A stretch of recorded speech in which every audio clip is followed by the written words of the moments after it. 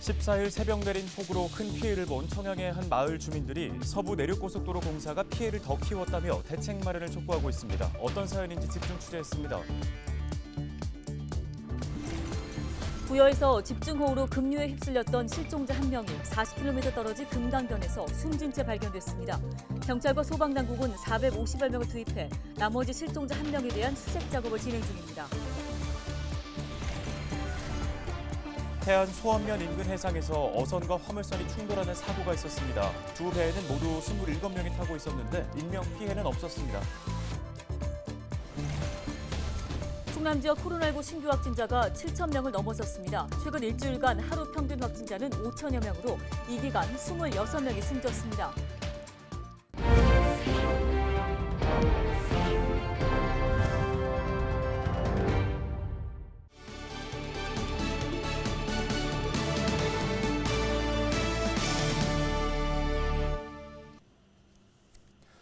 여러분 안녕하십니까? 헬로티비 뉴스입니다. 광복절 연휴 기간 기록적인 폭우에 충남 곳곳에서 비 피해가 속출했습니다. 특히 청양군엔 나흘간 약 390mm의 장대비가 쏟아지면서 주택과 도로가 물에 잠겼는데요. 네, 그런데 지역에서는 이번 비 피해가 자연재해가 아닌 인재라는 주장이 나오고 있습니다. 마을 인근에서 진행 중인 고속도로 공사 때문인데요. 어떤 상황인지 정호석 기자가 현장 취재했습니다. 마을 곳곳에 산에서 떠밀려온 흙들이 가득합니다. 집 안팎에는 물이 들어찼던 흔적이 그대로 남았습니다. 지난 14일 새벽 시간당 100mm 이상의 강한 비가 쏟아지면서 마을은 처참한 폐허로 변했습니다. 이 마을에서 70년째 살고 있는 신재석 씨는 이번 비로 인해 삶의 터전을 잃었습니다. 공들여 키운 구기자는 물에 잠겨 모두 썩었고 평소 수면제를 먹고 자는 탓에 집안에 아들들이 없었다면 하마터면 목숨까지 잃을 뻔했습니다. 물이 흥건하게 찼쇼. 막 차가 들어오는 중이었어. 그랬는데 순식간에 막 물이 막 들닥치고 이거 문을 열라니까 열 수가 없어. 안 열려요. 이 문도 안 열리지, 이 문도 안 열리지. 지금도 막 아직까지도 가슴이 막 벌렁벌렁하고 손이 답답하고 그래요. 지금 현재도. 이 마을은 이번 폭우로 인해 주택 3개 동과 축구장 7개 규모의 농경지가 침수 피해를 입었습니다. 주민들은 이번 피해가 애견된 인재라고 말합니다. 지난해 마을 뒤편에서 시작된 서부 내륙고속도로 공사 때문입니다. 공사장에서 흘러내려온 자재들이 배수로와 하천을 막아 순식간에 물이 넘쳤다는 겁니다. 특히 건설 현장 내 유일한 배수로가 마을을 지나면서 막대한 양의 토사가 한꺼번에 마을로 쏟아졌다는 주장입니다. 주민들은 공사 관계자들에게 마을을 비켜가는 수로를 만들어달라고 수차례 요청했지만 바뀐 게 없었다라며 목소리를 높였습니다. 제가 마을에 살기는 80년 살았어요. 그리고 70년 만에 정말 이런 저기는 처음 봤어요.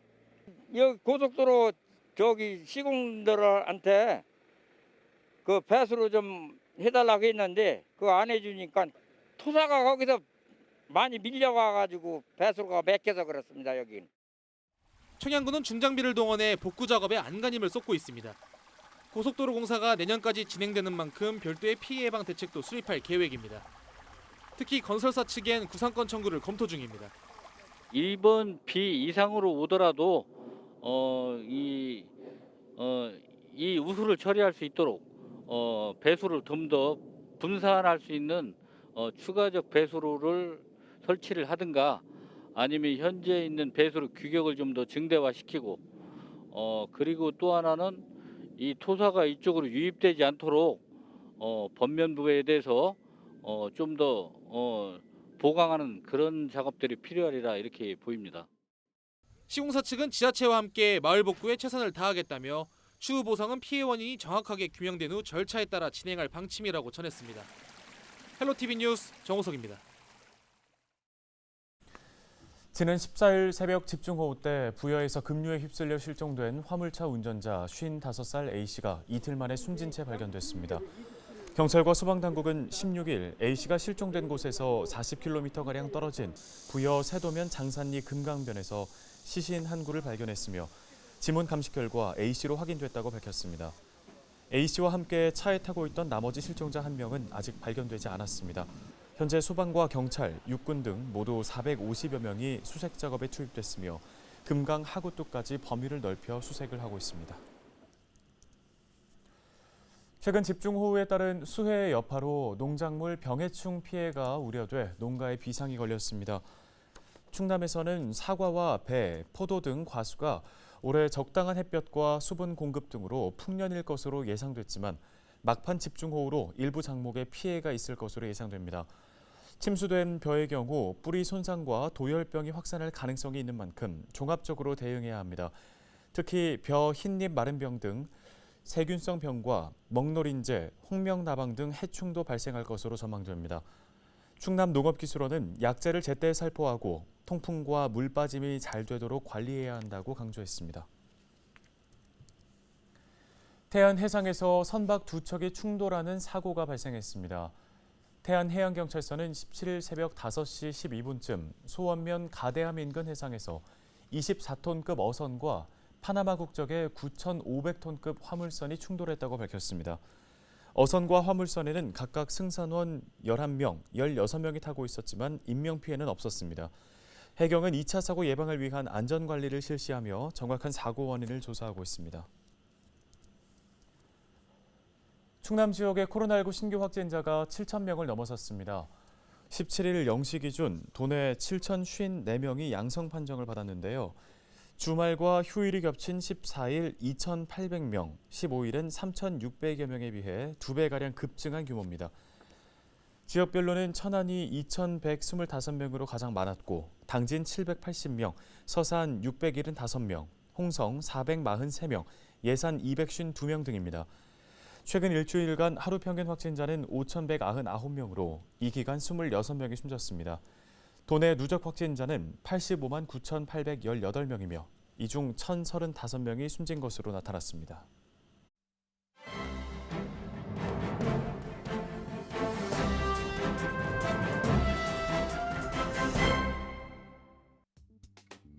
신문 브리핑입니다. 민선 8기 시작과 함께 속도를 내고 있는 충남도의 산하 출자 출연 공공기관 경영 효율화가 촘촘해지고 있습니다. 매년 진행하는 공공기관 경영평가와 별도로 도가 공공기관 경영 효율화를 위한 연구 용역을 발주한 데 이어 도경제실에서는 소관 공공기관들이 진행하고 있는 도 위탁 대행 사업에 대한 통폐합과 재조정에 나선 겁니다. 기령식 도경제실장은 16일 열린 실구권장 회의에서 김 지사에게 경제실 소관 공공기관 대행 사업 구조조정 추진을 보고했습니다. 도가 산하 공공기관에 위탁하는 대행 사업의 지속적인 증가로 기관의 규모는 비대해지고 수익성과 생산성은 악화하고 있어 사업 정리가 필요하다는 게 경제실의 구조조정 추진 배경입니다. 민선 8기 도정 출범 이후 공공기관 담당 주무부서인 예산담당관실이나 감사위원회가 아닌 실국 차원에서 산하 공공기관의 업무 정리에 나선 건 경제실이 처음인데요. 산하 공공기관의 비대화, 방만 경영을 끊어 도민 혈세 낭비를 막아야 한다는 김 지사의 의지가 실국으로까지 퍼진 것으로 풀이됩니다. 16일 회의에서 김 지사는 길 실장의 보고 이후 다른 실국장들에게 공공기관 혁신을 재차 강조했습니다. 김 지사는 산하 공공기관이 난립하고 비효율적으로 운영되는 건 각 실국에도 책임이 있다며 다른 실국도 앞으로 어떤 방법으로 소관기관이 효율적으로 운영되게 할지 검토해야 할 것이라며 뒷짐지고 있으면 올바르지 않다고 역설했습니다. 도 출자 출연기관 노조연합회는 18일 도청 프레스센터에서 기자회견을 열고 경영 효율화 과정에서 나타난 도와 공공기관 직원 사이의 소통 부재, 효율성에 밀린 공공성, 공공기관 직원들의 사기 저하 등을 지적할 예정인 것으로 전해졌습니다. 신문 브리핑이었습니다.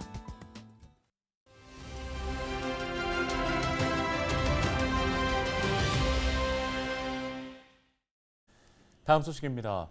태안군의 시장 내 빈 점포가 도시재생 예비 사업을 통해 공유 주방으로 새롭게 태어났습니다. 네, 태안군 주민공동체과의 주승일 주무관을 전화 연결해 보겠습니다. 주무관님 안녕하십니까? 네, 안녕하세요. 태안군청 주민공동체과 주승일입니다. 예, 시장 내 빈 점포가 지금 리모델링하면서 공유 주방으로 탈바꿈했다고 들었는데요. 먼저 이게 어떤 사업인지 소개 부탁드립니다. 네, 지난 11일 태안읍 동문리 동부시장에서 공유주방 개장식이 열렸습니다.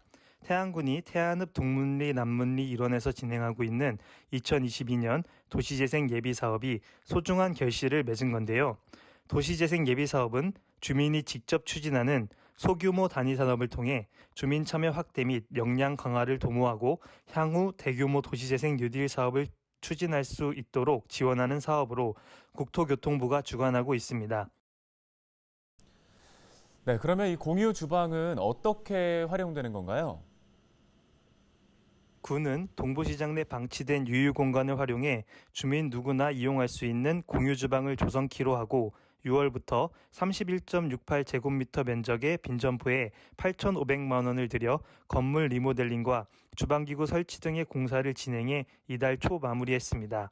풍미 공유주방으로 명명된 새 공유주방은 주민공동체 활성화와 상생의 기반을 다지는 의미 있는 공간으로 재탄생해 주민들의 사랑방 역할을 할 것으로 기대됩니다.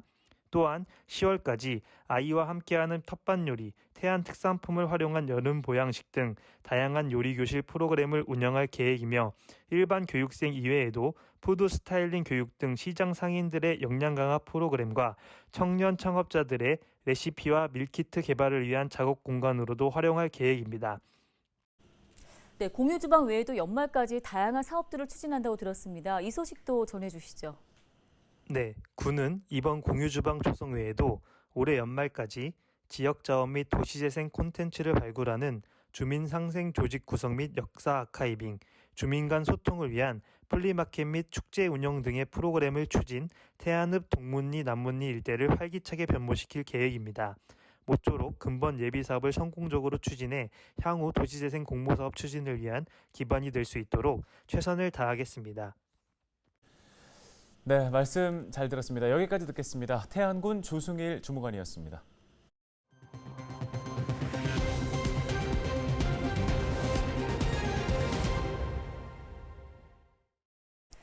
충남도가 지방소멸 대응기금 1,722억 원을 확보했습니다. 행정안전부와 한국지방재정공제회는 올해부터 10년간 해마다 1조 원을 인구 감소 지역과 관심 지역 기초자치단체에 75%, 광역자치단체에 25% 배분합니다. 충남도는 올해와 내년 420억 원, 인구 감소 지역인 청양과 예산, 태안 등 9곳은 1,302억 원을 각각 지원받게 됩니다. 특히 사업 우수성 등 평가에서 상위 등급을 받은 청양군은 이 기금을 활용해 청년과 주거 취약계층 보금자리, 영유아와 청소년을 위한 놀이문화 공간 등을 조성할 계획입니다. 광복절 오토바이 폭주족을 사전에 막기 위한 단속에서 교통법규 위반 운전자들이 대거 적발됐습니다. 충남경찰청은 지난 14일부터 15일 새벽까지 천안 주요 대로 등 16곳에서 단속을 실시한 결과 56명을 적발했다고 밝혔습니다. 주요 위반 사항은 안전모 미착용 27명으로 가장 많았고 끼어들기와 신호 위반 각각 6명, 횡단금지 위반과 인도주행 각각 4명 등입니다. 앞서 충남경찰은 지난해 3.1절 오토바이 폭주적 신고 45건을 접수받고 13명을 검거한 바 있습니다. 태안군이 민선 8기 공약평가단을 운영합니다. 군은 가세로 군수가 참석한 가운데 주민 28명을 평가단으로 위촉했다고 밝혔습니다. 이들은 공약 실천 계획과 변경사항 심의, 개선사항 건의 등을 맡게 되는데요. 평가단은 공개 모집과 전문가 추진을 거쳐 학교장과 연구원, 회사원 등 각계각층의 주민들로 구성되어 있습니다.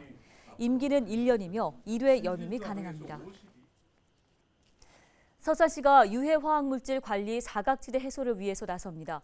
서산시는 오는 10월까지 영업 허가가 면제된 연간 120톤 이하의 유독물질을 취급하는 소규모 취급 사업장 30곳을 대상으로 실태 조사를 한다고 밝혔습니다.